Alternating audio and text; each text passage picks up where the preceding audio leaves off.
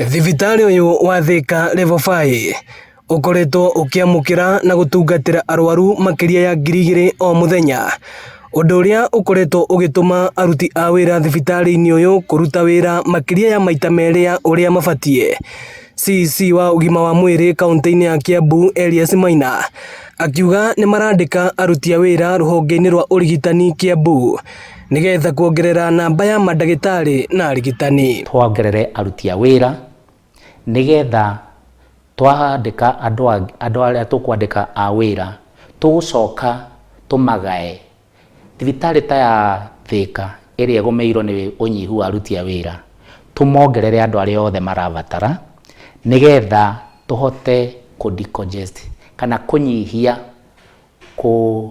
ũingĩ wa andũ arĩa marabatara gũteithio na tukahota guteithia andũ arĩa othe marabatara ũteithio na njĩra njega na njĩra hũthũ. Ndagĩtarĩ munene thibitarĩ-inĩ ũyũ akiuga ni mararongoreria kuongerera motungata ma ũrigiti hamwe na kũgacĩrithia ũrigiti wa cancer. Currently we are looking forward in increasing the services, the spectrum of services that we've been offering.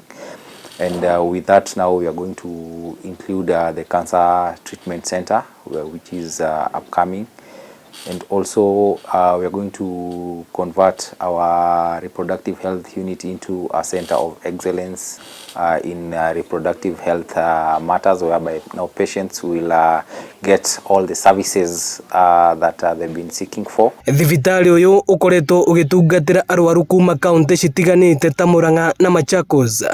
Arwaru arĩa twaranĩirie nao makĩenda motungata kũgacĩrithio. Agacoka iba gũkũ mĩkiha nĩ marathondeka wega biũ tondũ ndirahota kũhihia, ngekĩrwo nginya mĩrukĩ,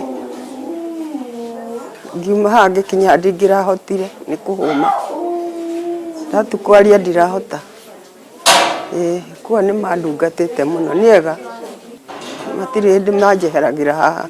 Nyumĩte Kabati na ngoka gũkũ medical ngĩetha ũteithio wa kũheo mwana, na nĩ ndahetwo mwana rita rĩngĩ rĩmwe na ngeherwo gũkũ medical through CS na the services ciarĩ njega biũ.